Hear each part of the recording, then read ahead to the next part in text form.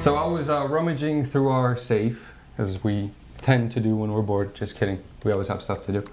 And I stumbled upon a couple rose gold pieces that I thought it would be kind of cool to show you almost the different tiers of rose gold that we have here and that you'll find out there as far as the different manufacturers. On the low end, we're going to start here with a brand and Pheline. I'll do the macro camera zoom thing right there.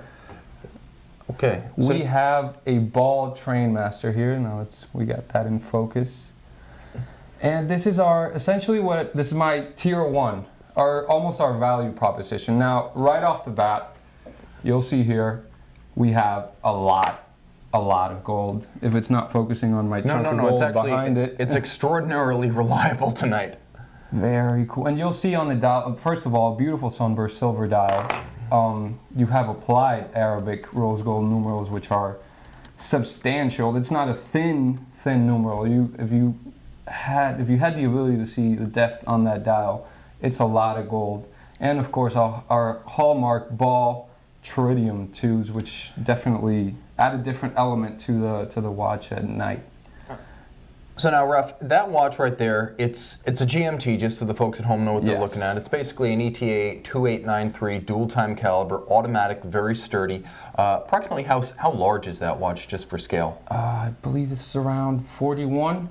I don't remember quite the measure. It's approximately a 41, 42 millimeter watch, folks, but we're going to have plenty of that through the night. Raf's going to be showcasing a couple of his favorites in rose gold. Keep in mind, not all of them are on the same part of the spectrum, 3N, 4N, 5N. Basically, that spectrum from pink gold to red. We're going to look at all of them tonight, and we're saving the biggest and the best for last. Now, I want to give a quick shout out to the folks who are joining us live. Tom P., Dewan Joel, Jason, Alex, Mark, Dimitri, I Love Cars, Shokawi 7, George Gentleman, Evo Sam, welcome guys, JBO, Matt Forster, welcome Hollywood, Tim nice. S. Yeah, Hollywood, Florida, we got some locals. Corey, welcome, Peter, good evening, gentlemen, or morning. I realize you guys are waking up early, going to bed late to be with us, and I appreciate that. Best watch that we haven't mentioned just yet this week. On Friday, I gave a shout out to the new Zenith 36,000 vibration per hour, really like it. Ceramized aluminum, good case size, 42 millimeters. A modern avant-garde with the all-black look on the case, paired with a Panda and inverse Panda dial. This week we're looking at the Zenith El Primero 146. This is an interesting watch because in a lot of ways it's almost a production version of the watch that they built in 25 copies for Hodinkee. 38 millimeters. The watch is stainless steel. It comes with a perforated calfskin strap. Now you have two versions of this watch. There's one with a brown dial and one with the blue. But I almost feel like the watch, which is called the 146, should have been called the 146D because it actually pays tribute to a watch from the pre-El Primero period with that caliber. And I think we've got a picture of that one. It's a vintage watch, a vintage Zenith from the 60s. And if Zenith continues on its current trajectory of releasing tribute watches, we've seen the rebirth of the Type 20 Pilot's watch, the rebirth of the A386 tributes a few years back, and a rebirth of just recently the A. Corelli Tipo CP2 Chronometro chronograph. I think we're going to see a resurrection of the caliber 146 HP powered, that's a triple register, Super Sub C. I think that's the next Zenith that we're going to see resurrected. And I think that's because A, it's cool, and B, Jean-Claude Biver is now parachuted into Zenith. He's trying to rescue the shop. Which I think, I mean, what does his track record say? He's more than likely going to be successful. Sorry, correct me if I'm wrong. It seems like the brands, they often do well not when they go with vintage pieces, they keep releasing vintage pieces for a couple of years, but right at the beginning, it seems like a good resurrection move for them almost. Maybe it's a way to get off the block if you have a brand that's just had so many false starts.